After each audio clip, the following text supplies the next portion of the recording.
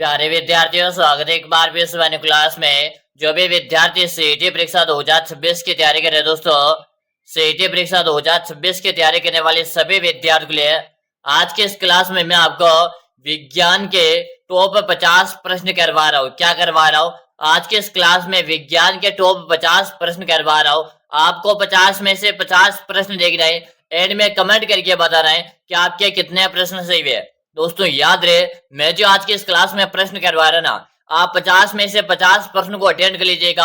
आपको साइंस में और कहीं भी कोई क्लास देखने की जरूरत नहीं पड़ेगी, क्योंकि इस क्लास में जो आपको मैं प्रश्न करवा रहा हूँ वह प्रश्न आपको बार बार घुमा फिरा के पूछे जा रहे हैं। तो आप भी अपनी तैयारी का आकलन कर लीजिएगा। आपकी तैयारी किस लेवल की चल रही है, आप सीईटी एग्जाम को क्वालिफाई करना चाहते हो तो साइंस की एक महत्वपूर्ण भूमिका रहने वाली है। तो चलो पहला प्रश्न आपसे पूछा, और दोस्तों बेसिक लेवल से पढ़ेंगे और बिल्कुल हाई लेवल तक चलने वाले, तो क्लास में आपको बना रहना है एंड तक है। तो चलो, और सबसे पहले क्लास को स्टार्ट करने से पहले आप इस चैनल को सब्सक्राइब लीजिएगा, क्योंकि यहाँ पर मैं आपको डेली राजस्थान जीके करवा रहा हूँ। क्या करवा रहा हूँ? राजस्थान जीके करवा रहा हूँ। साइंस में यहाँ पर मैं आपको साइंस की क्लास भी करवा रहा हूँ भाई, ठीक है।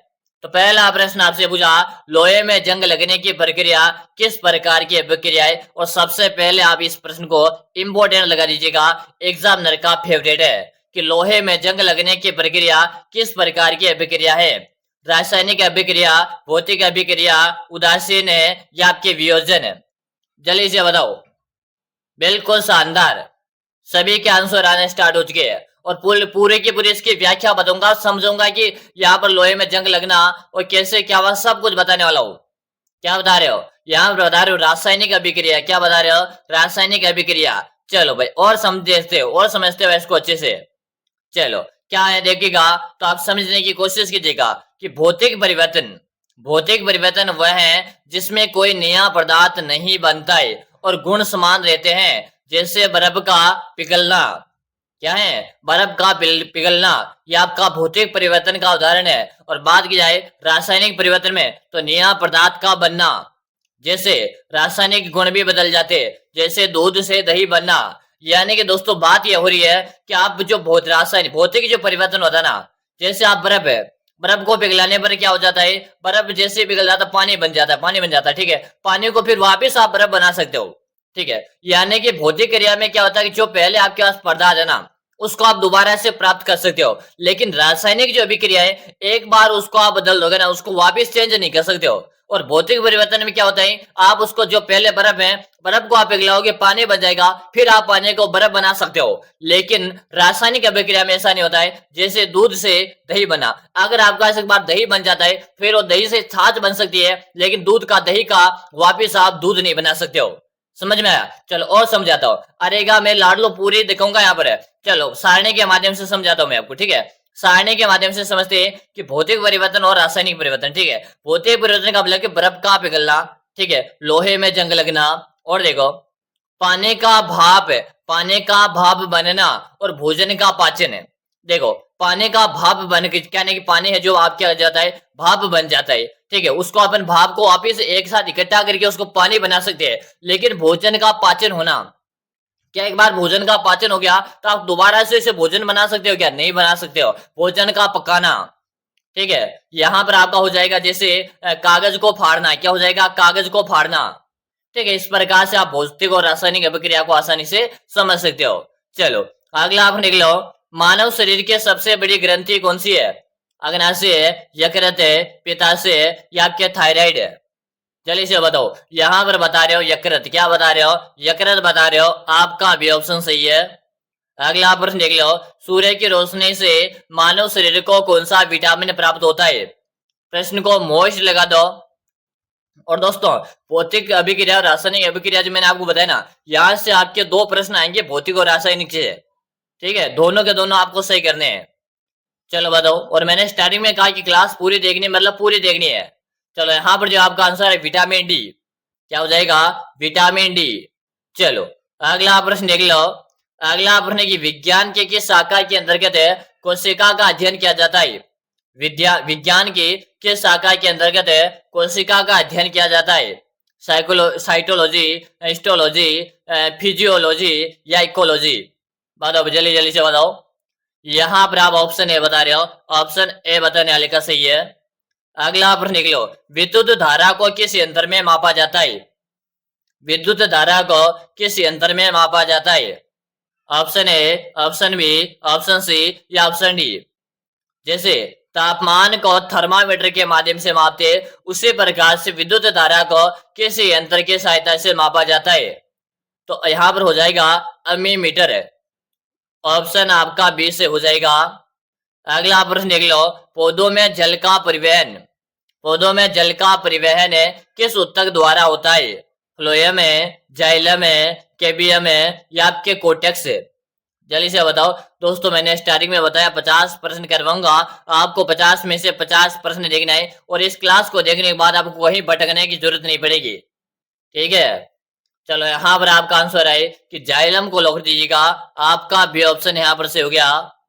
अगला प्रश्न देख लो, मानव रक्त का पीएच मान लगभग कितना होता है? मानव रक्त का पीएच मान कितना होता है?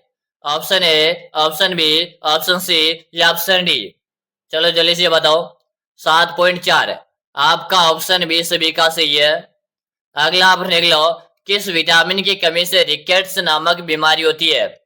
चलो प्रश्न को मोस्ट लगाओ, मोस्ट लगा दो जल्दी से। किस विटामिन की कमी से रिकेट्स नामक बीमारी होती है? Vitamin A, vitamin B, vitamin C या विटामिन डी। साइंस के जो मैं आपको प्रश्न करवा रहा हूं, बस आपको इन प्रश्नों को रट्टा मार लेना है। आप 10 से 12 प्रश्न जो आएंगे आपके पूरे ही सही करके आओगे आप, ठीक है। चलो विटामिन डी बता रहे हो, क्या बता रहे हो? विटामिन डी की कमी से रिकेट्स रोग होता है, आपका डी ऑप्शन सही है। अगला प्रश्न आपके सामने, धवने की चाल सबसे अधिक है किस माध्यम से होती है? धवने की चाल है सबसे अधिक किस माध्यम से होती है? धवनी, ठोस है, द्रव है, गैस है या आपकी निर्वात है? तो आप डी ऑप्शन को काट दीजिएगा। धवनी, देखो बात को समझना है कि ध्वनि जो होती है ना, सबसे ज्यादा किस में उत्पन्न होती है। मैं आपको समझाने की कोशिश करूंगा, आप एक छोटी से उदाहरण समझेगा। मंदिर है, मंदिर में झालर होता है, क्या होता है? मंदिर में झालर होता है। झालर की आवाज, जैसे अपन झालर के ऐसे लोहे को आपस में टकराते हैं तो क्या होता है? उस झालर की आवाज बहुत तेज आती है, यानी कि झालर जो होता है आपका ठोस पदार्थ में होता है, ठीक है। और द्रव है, द्रव में कोई इतनी, जैसे आप मतलब पानी, जैसे नदी में पानी आ रहा, पानी की आवाज दूर नहीं जाएगी, पास तक आएगी। उसके बाद गैस, उसे यानी कि सबसे ज्यादा जो आपकी आवाज आएगी ना, चाल, ध्वनि की चाल, ये सबसे ज्यादा ठोस में आएगी। तो ऑप्शन ए फॉर आत्मा को लोग रे बाबूडू। चलो अगला प्रश्न देख लो, धरती पर गुरुत्वाकर्षण त्वरण नामक का मान सबसे अधिक कहाँ होता है? धरती पर गुरुत्वाकर्षण का सबसे अधिक मान कहां पर होता है? Option A, option B, option C या ऑप्शन डी। जल्दी जल्दी से बताओ, आप सभी को आंसर देना है। आंसर देने में कोई भी साथी पीछे नहीं रहेगा। तो दोस्तों मैं आपको बताने की कोशिश करूं, आपने चुंबक देखा होगा, क्या देखा होगा? चुंबक आपने देखा होगा। चुंबक जो होता है ना, तो चुंबक माने क्या, इस प्रकार से आपके चुंबक, आपके पास दो गोलेकार है, तो आपस में क्या होती है? ध्रुवों में उसमें क्या होता है? सबसे अधिक गुरुत्वाकर्षण होता है, ठीक है। तो यहां पर क्या हो जाएगा? ऑप्शन बी को आप लॉक कर दो। अगला प्रश्न देख लो, रक्त का थक्का जमने में कौन सा विटामिन सहायता होता है? Option A, option B, option C या ऑप्शन डी। दोस्तों पहले बता रहा हूं, आप इस चैनल को सब्सक्राइब करो, क्योंकि मैं आपको जो प्रश्न करवाऊंगा वो आपके सीईटी परीक्षा के अंदर हूबहू छपेंगे। और याद रहे, सीईटी के अंदर आपको 40% मार्क्स लेकर आना क्वालिफाई करने के लिए। तो यहाँ पर जो आपका आंसर आ रहा है ना, बिल्कुल आप विटामिन के बता रहे हो। क्या बता रहे हो? विटामिन के बता दिया। रक्त का थक्का जमना तो विटामिन के कारण होता है। अगला प्रश्न देखो, पीतल किस किस का मिश्रित धातु है? तांबा और टिन है, तांबा और जस्ता, लोहा कार्बन है, सिस्ता और टिन। चलो बताओ, बात हो रही पीतल किस किस का मिश्रित धातु होता है, यानी पीतल जो किस किस से मिलकर बना होता है? जल्दी से बताओ। तो दोस्तों मैं आपको बात करूं, पीतल का कलर और तांबा का कलर, पीतल का कलर और तांबा का कलर क्या होता है? थोड़ा सेम होता है। पूरा 100% मेल नहीं खाता, बट यानी कि थोड़ा थोड़ा सेम होता है। तो आप क्या कीजिएगा? तांबा ऑप्शन को ढूंढ लो। ऑप्शन डी में क्या नहीं है, ऑप्शन सी में नहीं है। अब आपके पास ऑप्शन बचे दो, इसमें से आपका जो राइट आंसर रहेगा तो ये हो जाएगा आपका तांबा और जस्ता की सहायता से मिश्रित है पीतल। आपका भी ऑप्शन सही है। अगला प्रश्न देख लो, हाँ, इंसुलिन की स्कीम, इंसुलिन की कमी से मानव शरीर में कौन सा रोग होता है? इंसुलिन की कमी से मानव शरीर में कौन सा रोग होता है? घेंगा, मधुमेह, स्कर्वी या आपका बेरी बेरी। तो ये बेरी बेरी आपके विटामिन बी की कमी से भी होता है। चलो जल्दी जल्दी से बताओ। तो यहाँ पर होता है मधुमेह। क्या होता है? मधुमेह। आपका भी ऑप्शन सही है। अगला प्रश्न देखिएगा कि शुद्ध जल का पीएच मान कितना होता है। प्रश्न को मोस्ट लगाते हुए आंसर दो। शुद्ध जल का पीएच मान कितना होता है? क्या बता रहे हो? यहाँ पर आप बता रहे हो 7। ऑप्शन बी को लिख दो। अगला प्रश्न देख लो। हीरा और ग्रेफाइट किसके अपरूप है? हीरा और ग्रेफाइट किसके अपरूप है दोस्तों? जल्दी जल्दी से बताओ। तो ये आपके कार्बन।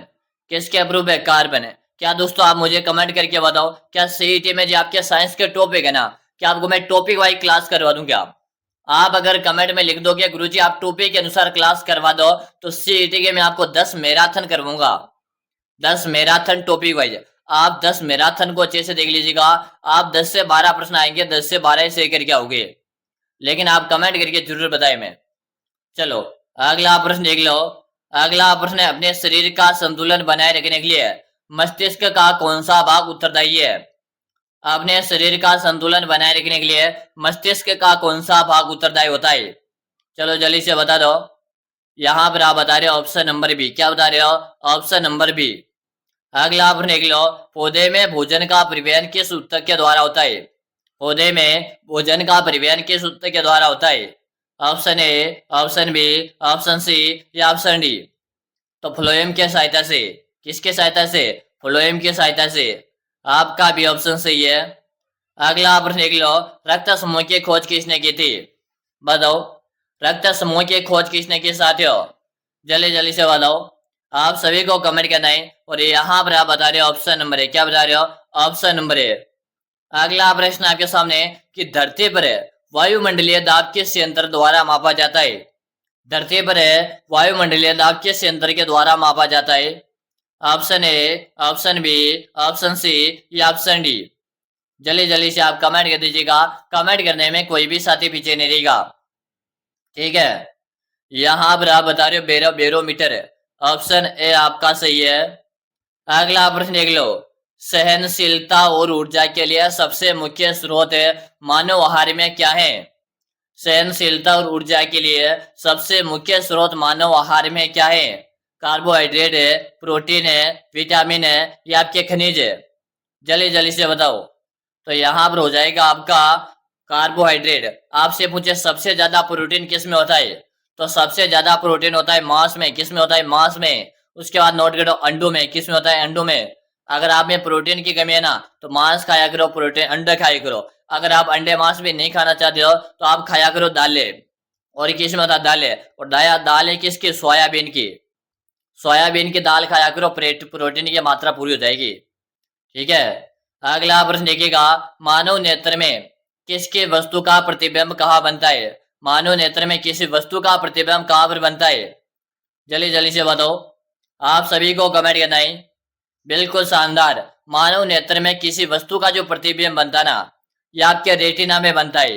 और रेटिना है कि आपकी ये आंख है, क्या है? नेत्र है। ये आपका नेत्र है, ये आपका नेत्र है, ठीक है। तो ये होता है आपका रेटिना, यानी कि बिंदु जो दिख रहा है ना रेटिना, ये आपका रेटिना होता है। अगला प्रश्न देख लो। वातावरण में नाइट्रोजन गैस कितने प्रतिशत है? अरे लड़ लो, ये तो कब से हम पढ़ते हुए आ रहे हैं, तो सबको आना चाहिए। नाइट्रोजन की मात्रा जल्दी जल्दी से बताओ भाई। तो हमारा जो वातावरण है इसमें नाइट्रोजन की जो मात्रा है ये आपके 78% है। कितने प्रतिशत? 78% है। अगला प्रश्न देख लो। खाद्य पदार्थों को सुरक्षित रखने के लिए किस अमल का प्रयोग किया जाता है? खाद्य पदार्थों को सुरक्षित रखने के लिए किस अमल का प्रयोग होता है? हाँ, आपका ऑप्शन है सभी का सही है। चलो अगला प्रश्न देख लो। कोशिका का पावर हाउस किसे कहते हैं? कोशिका का पावर हाउस किसे कहते हैं? Option A, option B, option C या ऑप्शन डी? कोशिका का पावर हाउस किसे कहते हैं? यहां पर हो जाएगा ऑप्शन बी। चलो अगला प्रश्न देख लो। आग बुझाने के लिए किस गैस का प्रयोग किया जाता है? आग बुझाने के लिए किस गैस का प्रयोग किया जाता है? ऑक्सीजन है, कार्बोहाइड्रेट है, हाइड्रोजन है या आपके नाइट्रोजन? जल्दी जल्दी से बताओ भाई, क्या बता रहे हो? आग को बुझाने के लिए किस गैस का प्रयोग होता है? ये होता है आपके कार्बन डाइऑक्साइड। आपका भी ऑप्शन सही है। अगला प्रश्न देखो। रक्त का लाल रंग किस पदार्थ की उपस्थिति के कारण होता है? हमारा जो रक्त है, ये लाल रंग आपको किस कारण से दिखाई देता है? तो ये हीमोग्लोबिन के कारण दिखाई देता है। आपका भी ऑप्शन सही है। अगला प्रश्न देखिएगा, पेनिसिलिन की खोज किसने की थी? Option A, option B, option C या ऑप्शन डी। चलो बताओ जल्दी जल्दी से। यहां पर हो जाएगा आपका ऑप्शन नंबर ए। अगला प्रश्न देखो, पौधे प्रकाश संश्लेषण के दौरान कौन सी गैस छोड़ते हैं? पौधे प्रकाश संश्लेषण के दौरान कौन सी गैस छोड़ते हैं दोस्तों? अरे लाडलो, सबको याद होना चाहिए। मैं आपको बताऊं, पौधे है ना, पौधे, ये पौधे अपना भोजन बनाने के लिए कौन सी गैस उपयोग लेते हैं? ये भोजन बनाने के लिए कार्बन डाइऑक्साइड काम में लेते हैं, ठीक, कार्बन डाइऑक्साइड। और ये छोड़ते कौन सी वापिस है? तो ये छोड़ते अपने ऑक्सीजन, और ऑक्सीजन की मात्रा यानी कि ऑक्सीजन की जरूरत हमें पड़ती है, मनुष्य को पड़ती है, तो हमें ऑक्सीजन छोड़ दे, यानी जितना पौधा लगाओगे ना आपके लिए उतनी ऑक्सीजन ज्यादा प्राप्त होगी आपको, ठीक है। अगला आप देख लो, साधारण नमक का रासायनिक नाम क्या है? साधारण नमक का रासायनिक नाम आपको बताना है, बताओ। Sodium chloride. आपका ऑप्शन बी सभी का सही है। अगला प्रश्न देख लो, विश्व का सबसे बड़ा स्तनधारी कौन सा है? विश्व का सबसे बड़ा स्तनधारी जीव। Option A, option B, option C या ऑप्शन डी। चलो भाई जल्दी से बताओ। यहां पर आपका आंसर आ रहा बी, क्या रहा है? Option B. अगला प्रश्न देख लो, ऊर्जा का एसआई मात्रा क्या है? ऊर्जा का एसआई मात्रा क्या दोस्तों? तो आपको पहले से हम साइंस पढ़ते आ रहे, 10th से हम साइंस पढ़ रहे भाई, 10th से। तो 10th में आपने टॉपिक पढ़े होंगे ना कि ऊर्जा का मात्रक होता है जूल। क्या होता है? ऊर्जा का मात्रक होता है जूल, ठीक है ना। आपका बी ऑप्शन सभी का सही है। अगला प्रश्न देखिएगा, बेकिंग सोडा का रासायनिक नाम या रासायनिक सूत्र है? बेकिंग सोडा का रासायनिक सूत्र बता दो रे लड़ लो। तो सोडियम कार्बोनेट। आपका भी ऑप्शन से हो जाएगा। अरे लाड़ लो, अभी तक आपने शेयर नहीं किया रे कंजूसों, शेयर कर दो। चलो अगला प्रश्न देख लो, आनुवांशिकी के पिता किसे कहते हैं? आनुवांशिकी के पिता किसे कहते हैं लाड़ लो, सभी को आना चाहिए। आपको बताओगा जिसने मटर पर क्या किया था? मटर के जो फूल है ना उसमें अपना परिसंचरण किया था, उसका नाम है मेंटल। आपका भी ऑप्शन सही है। अगला प्रश्न देख लो, सूखी बर्फ किसे कहते हैं? सूखी बर्फ किसे कहते हैं दोस्तों? जल्दी जल्दी से बताओ। तो ठोस कार्बन डाइऑक्साइड। अगला प्रश्न आपके सामने, मानव शरीर में कुल कितनी हड्डियां होती है? देखो मानव जो शरीर होता है ना, इसमें हड्डियों की संख्या होती है 206, और 206 ऑप्शन ए में दे रखा है, तो ऑप्शन ए सही है। अगला प्रश्न आपके सामने, बल्ब का फिलामेंट किस धातु पर बना होता है? बल्ब का फिलामेंट किस धातु का बना होता है? कॉपर है, टंगस्टन है, एल्यूमिनियम है या आपके लोहा। जल्दी जल्दी से बताओ। तो ये क्या होता है? टंगस्टन का बना होता है। आपका भी ऑप्शन सही है। अगला आप देख लो, सिड्रोसिस रोग किस धातु के अधिकता के कारण होता है? बताओ भाई जल्दी जल्दी से। तो ये आपके लोहा। क्या बता रहे हो? लोहा। डेली इस प्रकार की क्लास करूंगा अगर आप कमेंट करके बता दोगे तो। मैंने अभी कहा था ना थोड़ी देर पहले कि मैं आपको साइंस की टॉपिक वाइज क्लास करवा दूं, यानी रासायनिक भौतिक और रासायनिक अभिक्रिया, कार्बन जो कार्बन है, यानी कि बात करें प्रोटीन है, वसाएं, सारे के सारे क्लासेस करवा दूंगा मैं, ठीक है। बस आप हमें कमेंट करके जरूर बता दीजिएगा। चलो यहाँ पर लोहा सभी का सही है। अगला प्रश्न देखिएगा, रक्तदाब किस यंत्र द्वारा मापा जाता है? रक्तदाब को किसकी सहायता से मापते हैं? Option A, option B, option C या ऑप्शन डी। चलो यहाँ पर आपका ऑप्शन ए आ रहा सभी का। अगला प्रश्न देख लो, पौधे में फूल खिलने के कौन सा हार्मोन सहायक है? पौधे में फूल खिलने में कौन सा हार्मोन सहायक है? चलो बता दो। फ्लोरिजन। आपका भी ऑप्शन से हो गया।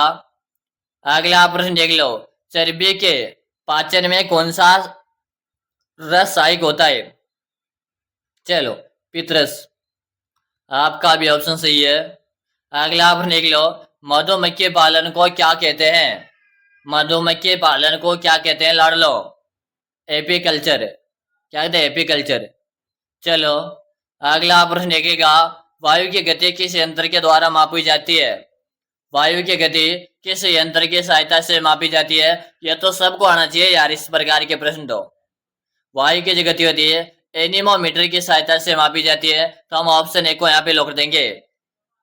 अगला प्रश्न देख लो, आवर्त सारणी में सबसे हल्का तत्व कौन सा होता है? और दोस्तों आवर्त सारणी है ना, मैं आपको पूरी अच्छी तरह से याद करवा दूंगा अगर टॉपिक वाइज क्लास मैंने स्टार्ट करवा दी तो। ठीक है, तो आप मुझे कमेंट करके बताइएगा कि गुरुजी आप हमें टॉपिक वाइज क्लासेस करवा दो। दोस्तों मैं आपको बता दूं, देखो सीईटी के एग्जाम में आपके साइंस है, उसके साथ मैं आपको बता दूं, चाहे आप पटवारी एग्जाम की तैयारी करवाने वाले हो ना आगे से, तो याद रहे आवर्त सारणी से काफी 2 प्रश्न बनते, 2 ही से हो जाएंगे। और याद ऐसे करवा दूंगा चुटकियों में मैं इसको। ठीक है ना, चलो यहाँ पर आपका हाइड्रोजन, आपका भी ऑप्शन सही है। अगला प्रश्न देख लो, संयुक्त नेत्र किस में पाए जाते हैं? संयुक्त नेत्र किस में पाए जाते हैं? तो संयुक्त नेत्र किस में पाए जाते हैं? या के कीटू में, आपका भी ऑप्शन सही है। अगला प्रश्न देख लो, विटामिन सी का रासायनिक नाम क्या है? विटामिन सी का रासायनिक नाम हो जाएगा ऑप्शन बी। अगला प्रश्न देख लो, लाफ्टर गैस का रासायनिक नाम? Laughter, option A. अगला प्रश्न देख लो, मांसपेशियों और हड्डियों में कौन सा आपस में कौन जोड़ता है? तो कौन जोड़ता है? टेंडन। अब आप सभी विद्यार्थी क्लास में यहाँ तक पहुंच गए हो, एग्जाम का भी नजदीक आ चुका है, और अगर आप सीईटी की तैयारी कर रहे हो और डर लग रहा है कि गुरुजी मेरा सीईटी में सिलेक्शन होगा या नहीं होगा, तो घबराने वाली बात नहीं है। मैंने आप सभी साथियों के लिए एक 5000 प्रश्नों का एक सिलेक्शन ई बुक बनाकर तैयार कर दिया। आप इस ई बुक को पढ़कर जाएगा, सिलेक्शन की मैं आपकी 100% गारंटी लेता हूँ। एग्जाम का भी नजदीक आ चुका है, आपने फॉर्म भर दिया है और आपने अभी तक पढ़ाई कुछ नहीं की, फिर भी आप सीईटी एग्जाम को क्वालिफाई करना चाहते हो, तो घबराने की वाली टेंशन मत लो। मैंने जो 5000 प्रश्न वाला सिलेक्शन ई बुक बनाया ना, इससे पढ़ के चले जाओ, आपका यहीं से पेपर छपेगा कि गुरुजी ई बुक हम लेगा। तो ध्यान से आप नंबर नोट कर लीजिए। देखो इस ई बुक आपको नाम मात्र का प्राइस लिखेगा, तो इसका 99 और मिलेगी कहाँ पर? आप नंबर नोट करो, 63672564। इस नंबर पे 99 रुपए का पेमेंट करना है, फोन पे, गूगल पे, पेटीएम है, और आपको मुझे इससे नंबर पे उसका व्हाट्सएप पे स्क्रीनशॉट भेजना है। जैसे भेज दूंगा ना, उसके 5 मिनट के अंदर अंदर 5000 प्रश्न वाला ई बुक भेज दूंगा, और गारंटी के साथ बोल रहा हूँ, आप इस ई बुक को पढ़ लेते हो ना, आपके सिलेक्शन को कोई भी माइकल आर रोक नहीं पाएगा। तो इंतजार किस बात का हो रहा है? जल्दी से आप इस 5000 प्रश्नों की सिलेक्शन ई बुक को परचेज करो और आज और अभी से पढ़ने लग जाओ, और आप सीईटी का एग्जाम क्वालिफाई करो, और आगामी भर्तियों में शामिल होकर आपके सरकारी नौकरी का जो सपना है आप उसे अपना पूरा कर लो। ठीक है, तो जल्दी से आप परचेज करो। अभी आपको जो 99 रुपए लग रहे हैं ना, बहुत ज्यादा भी लग रहे होंगे, देखो काफी सारों को लगता है, तो अभी लग रहा है तो सोचो मत, 99 का पेमेंट करो, स्क्रीनशॉट लो और भेज दो इस नंबर पे। ठीक है, और जो मैं आपको कंटेंट उपलब्ध करूंगा ना, जब वो आपके पास आएगा, व्हाट्सएप में आएगा तो पीडीएफ, और जब आपके पास आएगा उस टाइम आप मुझे वापस मैसेज करके बताने के वास्तव में गुरुजी आपने कहा वही चीज आपने हमें दी है। ठीक है, तो याद रहे, चलो इसका आंसर हो गया। चलो अब बताओ आपके कितने प्रश्न सही भी है, बताओ जल्दी से बता दो। 20 प्लस है, 25 प्लस है, 30 प्लस है, या 35 में से 35 आपके सही भी है? कमेंट कर दो। चैनल को सब्सक्राइब किया, सब्सक्राइब कर दो, और आप जल्दी से सभी विद्यार्थी भगवती क्लासेज में आ जाओ, यानी कि मोबाइल की स्क्रीन में आपको भगवती ऑनलाइन क्लासेज का नाम दिखा दे रहा होगा, तो जल्दी से भगवती क्लासेज में आओ। मिलते हैं भगवती क्लासेज में, तब तक के लिए जय हिंद, वंदे मातरम साथियों।